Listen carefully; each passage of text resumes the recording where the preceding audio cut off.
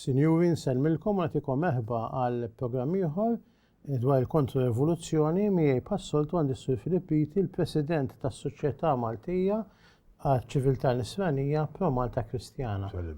U nsellimlek Filipp, u llum ħan nitkellmu fuq il-ħajja u l-emej u l-kontra-revoluzzjoni fil-ħajja u l-emej ta' Plinio Corrêa de Oliveira. Ħanidħlu fid-dettall fuq il-ħajja tiegħu fil-fatt ħaqsmu fuq żewġ programmi tal-lum u tal-ġimgħa d-dieħla. U bija ħanaraw dil-ħajja ta' dan il-bniedem, ħanaraw filmat pas-soltu, mbagħad naraw il-ħajja ta' dan il-bniedem illi tant kien importanti fit-tixwit ta' din l-idea illi l-kurrenti rivoluzzjonari jistgħu jiġu mbuttati u jiġu merbuħa. Ma kienx l-ewwel wieħed li ħarġ b'din l-idea, fil-fatt kien ċertu Joseph de Maistre fis-seklu 18 matul ir-Rivoluzzjoni Franċiża li meqjus bħala l-missier il-kontra-revoluzzjoni, imma Plinio Corrêa de Oliveira kien l-aktar wieħed ħanejdok li fis-seklu 20 ferrex din l-idea u waqqaf għaqdiet biex jaħdmu għal dan il-għan, speċjalment fid-difiża taċ-ċiviltà nisranija. Għalhekk issa naraw il-filmat u mbagħad niddiskutu jiena u Filipp niddiskutu dwar dak li ħankunu rajna. Il-kontra-revoluzzjoni fil-ħajja u l-emejjel ta' Plinio Corrêa de Oliveira fl-Amerika t'isfel u fl-Ewropa tal-Lvant. Fis-sensiela li konna għamilna qabel, konna rajna kif il-ħassib Kattoliku Plinio Corrêa de Oliveira kien beda moviment li ħadem speċifikament għal kontra-revoluzzjoni. Din id-darba se naraw bosta kampanji kontra-revoluzzjonari li għamel f'ħajja attiva u li tinfirex fis-snin 30 sa mewtu fl-1995. Tfulija u żożija. Plinio Corrêa de Oliveira twieled fl-1908 ġewwa São Paulo minn João Paulo Lucilla Corrêa de Oliveira, koppja devota. Iż-żewġ naħat tal-familja tiegħu kienu ġejjin minn familji antiki Brażiljani li kienu ħallew impatt fuq is-soċjetà u l-istorja ta' pajjiżhom. Wieħed minn dawn kien João Alfredo Corrêa de Oliveira, politiku konservattiv u monarkiku li kien ħadem ħafna sabiex fil-Brażil tiġi abolita l-istituzzjoni tal-iskjavitu. Din l-imħabba l-valuri kattoliċi kif ukoll rispett lejn l-istituzzjonijiet monarkiċi kien idu wkoll fi Plinio li kellu wkoll impjantata ġewwa fih imħabba kbira u devozzjoni lejn il-Knisja minn ommu is-Sinjora Luċija mara twajba u devota. Plinio rċieva edukazzjoni soda mill-Ġeżwiti u fl-adolescenza tiegħu beda interess f'dak li kien qed jiġri madwaru. Fl-1930 huwa gwada bħala avukat, attivist żagħżugħ. Fl-1928 Plinio ngħaqad mal-Kongregazzjoni Marjani ta' São Paulo u malajr sar wieħed mill-mexxejja u oraturi ewlenin tagħhom. Fl-1933 għan fl-organizzazzjoni tal-Lega Elettorali Kattolika u ġie elett tal-Konvenzjoni Kostituzzjonali tan-Nazzjon bħala l-iżgħar membru tal-Kungress tal-Istorja tal-Brażil. Fil-fatt huwa ġab l-akbar numru ta' voti u serva bħala mexxej distint tal-Blokk Kattoliku. Ma' dan iż-żmien Plinio dedika ħajtu għal kawżi kattoliċi. Fil-fatt huwa kellu serje tal-istorja moderna u kontemporanja fl-Arċidjoċesi Pontifikali Kattolika ta' São Paulo, kif ukoll huwa l-President tal-Bord Arċidjoċeżan tal-Azzjoni Kattolika ta' São Paulo. Kittieb u editur mingħajr kompromess. Fl-1935 sal-1947 serva bħal direttur tal-ġurnal Kattoliku u Leġjonarju li kiseb fama fl-istampa Kattolika Brażiljana taħt it-tutela tiegħu, speċjalment tal-oppożizzjoni tagħha għan-Naziżmu kien sar magħruf minħabba fekk.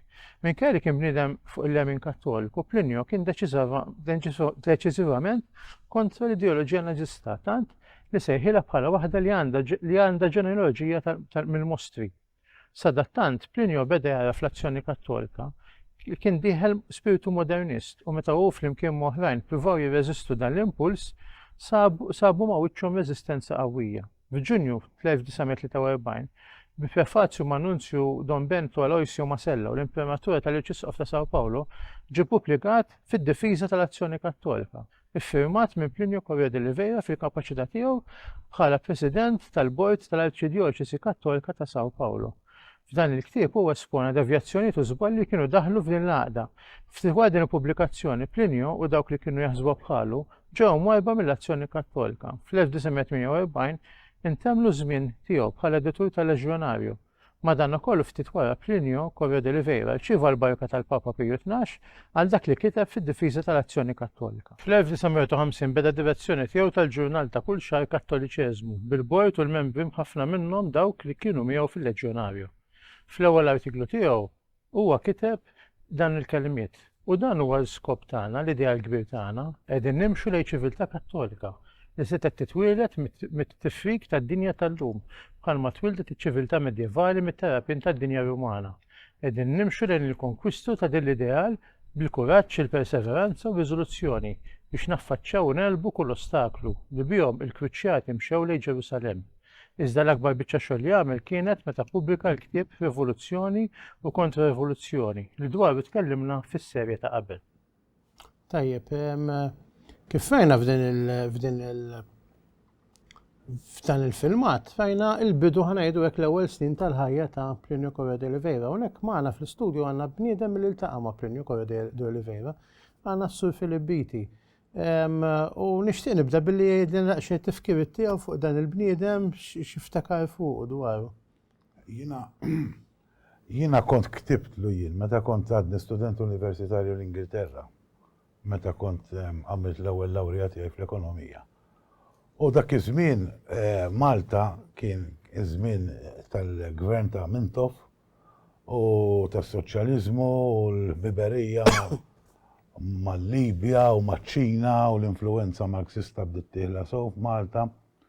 U kont ktibtlu fl-indirizz tiegħu tal-headquarters tiegħu San Paolo għax jiena ġa kelli kuntatt mal-Organizzazzjoni Tradizzjoni Familja Proprjetà tal-Gran Brittanja. U kitib li lura u qal li nieħu gost ħafna jekk tiġi żżurni ġewwa l-Brażil u da. U wara li għamilt il-masters dan ġeddet l-invit tiegħu u mort ġewwa l-Brażil biex niltaqa' miegħu. L-ewwel mort ġewwa l-Amerika fejn rajt il-Tradizzjoni Familja Proprjetà tal-Amerika, mbagħad mort il-Brażil il-headquarters tagħhom tas-Soċjetà Brażiljana d-Difiża tat-Tradizzjoni Familja Proprjetà u kelli meeting miegħu ta' 45 minuta. Tifkiriet tiegħi huma pjuttost interessanti għax hu kien rid ikellimni bil-Franċiż. U jiena għavolja studjajt il-Franċiż, kont nifhmu ma kontx nitkellmu dajjeb. U jiena xtaqt nitkellmu bit-Taljan, bil-Portugiż ma nafx xejn.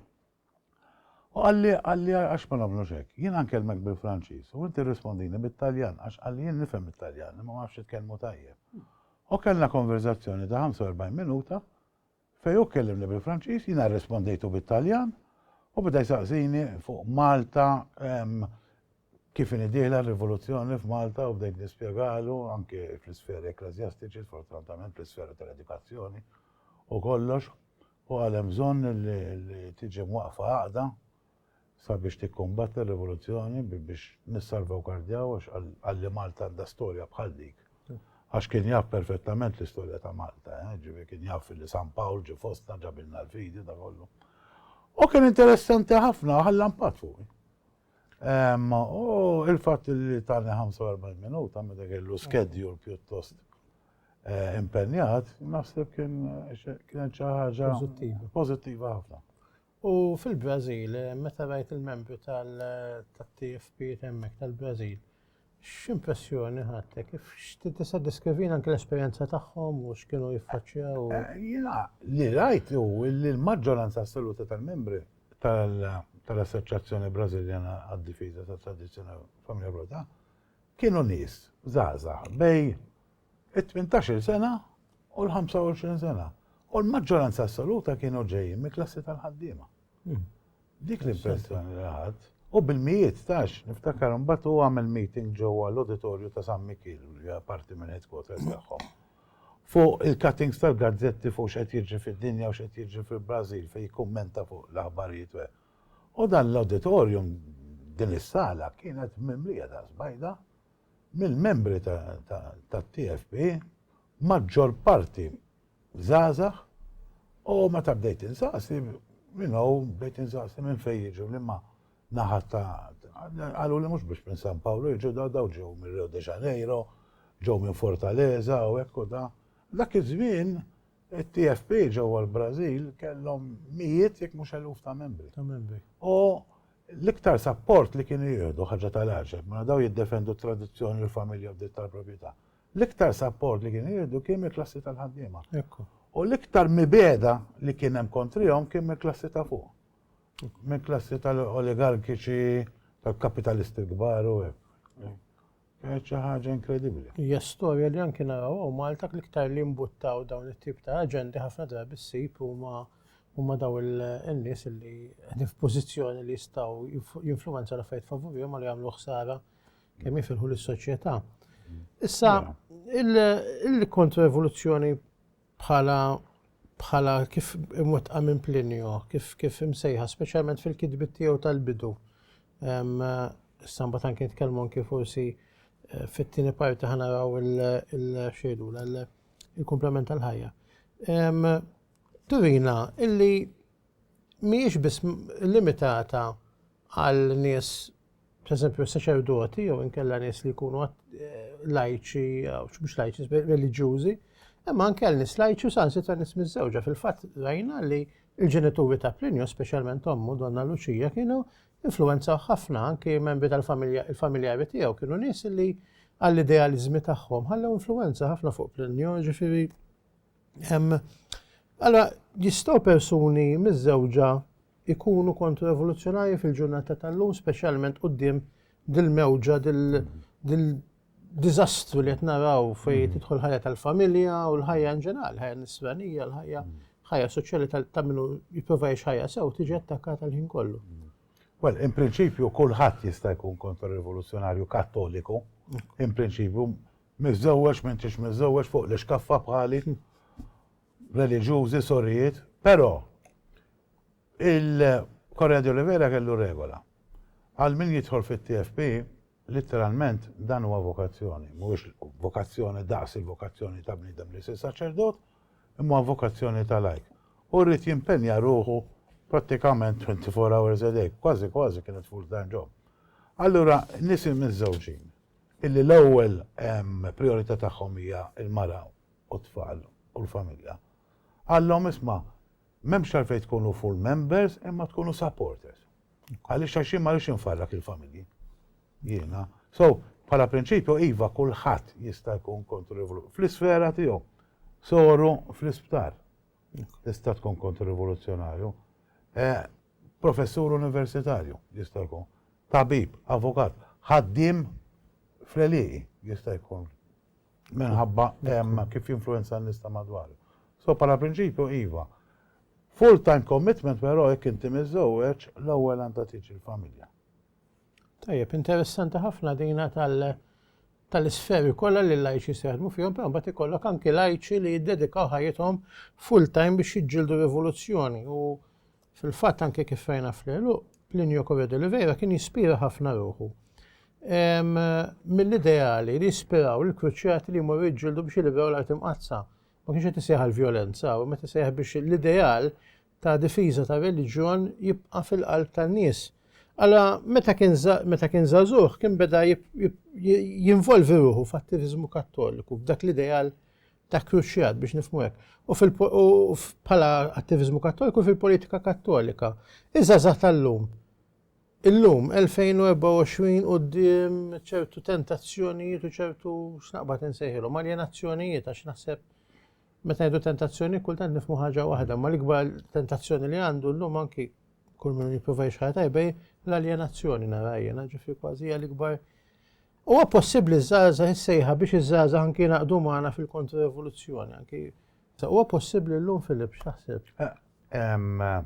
Pro-Malta Kristjana meta twildet fl-2018. Ekku. Meta twildet mix-xejn. Propjament 2017 niftakar qisu għal. Mbagħad formalment, legalment, twildet mix-xejn. Jekk inti tkun kontrarivoluzzjonarju bħala parti mill-soċjetà Maltija ċiviltà Nisranija, jiena li nemmen li dik hija grazzja għalfejn. Għax is-soċjetà tagħna hija fidili lejn it-tagħlim Kattoliku. Imma l-integrità tat-tagħlim Kattoliku mhux id-devjazzjonijiet u l-ereżijiet li ħarġu sfortunatament dawn l-aħħar snin. Mela hija grazzja illi wieħed jirċievi biex jidħol bħala membru u attivista u kattoliku militanti u jagħmel is-sakrifiċċju hekk hemm li għandhom bżonn u jitlob ir-Rożarju kuljum, eċetera, dawn id-dmirijiet kollha. Iva huwa possibbli illi żgħażagħ tal-lum bil-mentalità tal-lum jistgħu jitlu, però jekk għandhom mentalità li hija rivoluzzjonarja jew anke semi rivoluzzjonarja, hemm bżonn proċess fejn jbidlu ċerti mentalitajiet u jisiru il-mod kontro-rivoluzzjonari. Anki nagħmlu ħafna enfasi kif taf inti fuq il-manjieri, kif għandek tilbes, kif għandek iġġib ruħek, illi ma tużax klim ħażin. Tajjeb, illi ġewwa l-Knisja ġib l-ikbar qima u rispett lejn is-Santismu Sagrament, it-Tartar Rożarju kunu. Issa illum il-ġurnata jekk tmur fost iż-żgħażagħ Maltin, jien naf ġewwa xi sixth form forsi joħod minnhom jibdew jitqu bik u jgħidu dal-mużew dan. Imma ma jfissirx illi ma ssibx individwi illi għadhom ta' ċertu sens preservati mill-żbalju l-erruri ta' din id-dinja. U fil-fatt anki bħala fl-attivizmu tagħna tajna ma' numru ta' żgħażagħ li anki jgħinuna u jaħdmu magħna wkoll. Kultant mhux dejjem tieħu daqqa paċenzja ma' dik hija l-ħajja. Però ġifieri jiena għalhekk nappella biex jekk hemm xi żgħażagħ jarawna u forsi jħossuhom mill-isma' ċertu ħajja li qed jaraw madwar middejjaqhom u forsi jixtiequ li jkunu attivi ma jdejqux jikkuntattjawna u jaraw joffru anki mlajnuna li jistgħu jagħtu.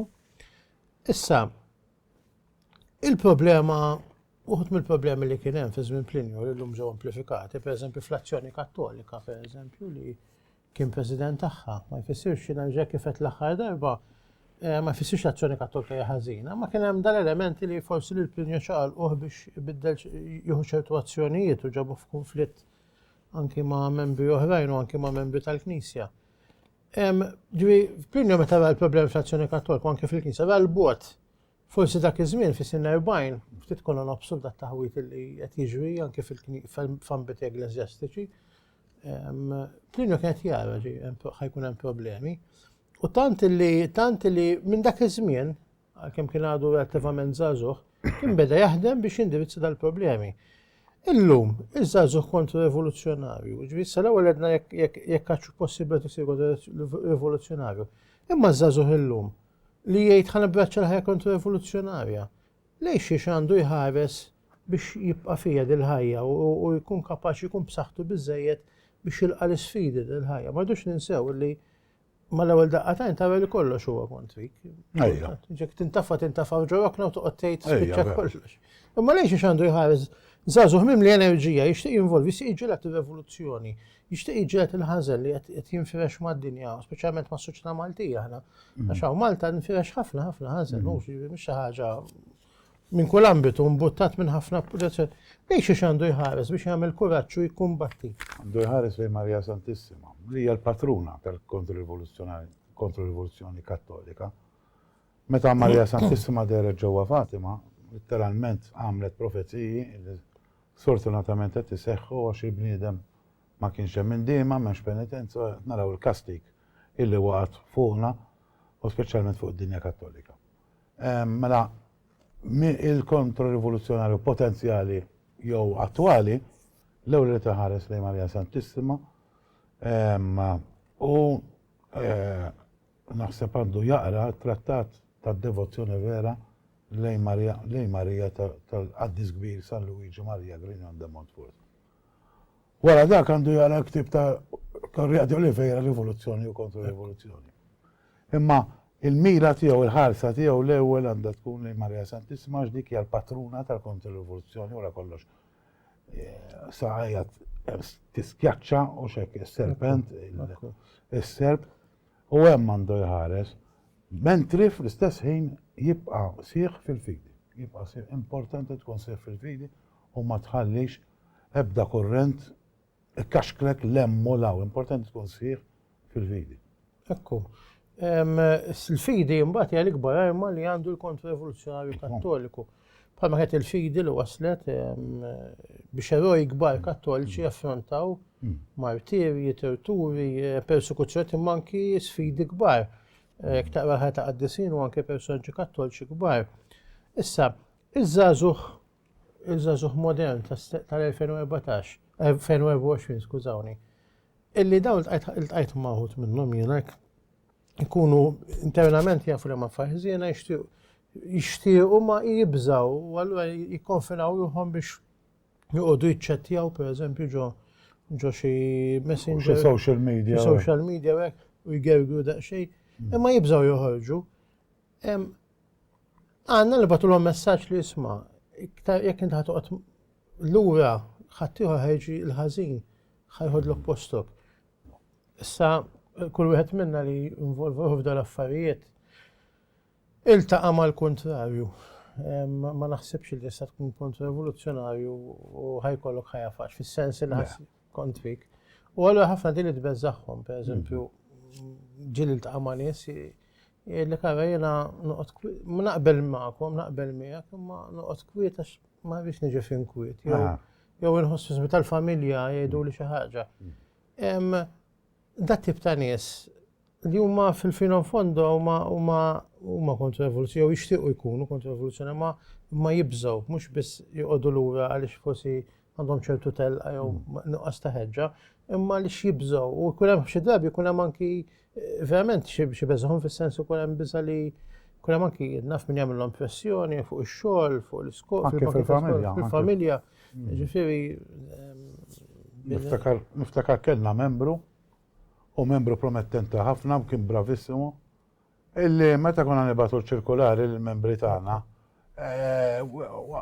waħda mill-ġenituri tiegħu kienet taqbad li taqgħu tal-mih ġodda żmien da ma jirċievi xejn, bas skoprejna ħafna żmien wara. Min jibża jimpenja ruħu biex jiddefendi l-valuri taċ-ċiviltà nisranija u l-valuri nsara f'pajjiżna. Tista' tagħmel ġiex affarijiet, l-ewwel qed titlob għalih. U t-tieni net tkun perseveranti ħafna fl-appostolat tiegħek kif għadlek. U l-kontra-rivoluzzjonarju li qed jiġi persegwita fuq ix-xogħol, li huwa ġa ġewwa impenjat, ġewwa attiv, imma pereżempju fuq ix-xogħol jew fil-ħajja soċjali tiegħu tiġi mwarrab jew x'għandu jkun dak li jagħmillu kuraġġ u jimleħ bit-tam biex jiġġieled bliema spiritu li tieħodha din ħaġa. Bl-ispirtu illi kellu Sina Ġesu Kristu meta kien tiġġor is-salib lejn il-Kalvarju. Ġifieri naċċettaw is-slaleb kollha illi jibatilna jogħġbu jibatilna. Issa ħadd ma jħobb is-slaleb. Jien għandi ħafna mhux ħażin xi nġor, naf li għandek inti xi ġġorr ukoll. Imma it-tbatija u s-sofferenza huma parti integrali minn ħajja. Ħajja wara kollox aħna pellegrini fuq din l-art. Ħajja. Mela, l-ispirtu li għandu jagħmel jaċċetta s-slaleb kollha, juri spiritu militanti u jkompli bid-determinazzjoni imma jaċċetta s-sagrifiċċju tbatijiet illi huma parti integrali minn ħajja tiegħu. Nixtieq anke nsemmi spunt minn għallu li żewġ membri tagħna għadhom żgħar relattivament din il-ġimgħa u li għadha kif għaddiet. Kemm batew pereżempju, ma kontx nafa pereżempju minn wieħed kemm kien jagħmlu bullying li ma kontx nafa din pereżempju. Mbagħad tibda tgħid aħna forsi żgħażagħ kultant għandna tendenza li ngħidu kemm hum għerfxin u mbagħad tgħid ara xkuraġġ għandhom dawn li ma qatawx qalbhom li ma ħallewx din il-rabaxk ta' attakki jizvijawhom u għalhekk għandna nibnu fuq is-sod. Wasalna biex nagħlqu dil-puntata għal dil-ġimgħa u nixtieq insemmi punt seg żgħir ħafna għal miex iktar informazzjoni fuq dan li qed ngħidu nistgħu mmorru fuq il-paġna tal-Malta Kristjana fuq il-Facebook. Kif ukoll għandna paġna tal-Maltese Society for Christian Civilization. Il-website? Il-website eżatt mela msfcc.org. U hemmhekk nieħdu aktar informazzjoni. Però nixtieq insemmi punt ukoll illi f'dawn iż-żminijiet, speċjalment meta naraw ċertu ħażen tuqum, hawn nies żommu f'moħħkom hawn nies illi mhux qed jaqtaw qalbhom meta jikkumbattu kontra dawn il-kurrenti. Anke jekk forsi ma jgħidux fuq l-aħbarijiet u ma jiġġubhomx fuq il-medja. U jekk intom tridu iktar interess, smorru fuq dawn iż-żewġ siti li semmejtilkom u tisseguna aktar biex anke tkun tafu aktar. Għal dil-ġimgħa ħanagħlqu Viva Kristu Rew, viva il-Verġini Marija Santissima, dejjem glorjuża, protettriċi tagħna u jalla intom aħna l-koll ninaqdu taħt il-mant tagħha l-protezzjoni tagħha. Grazzi.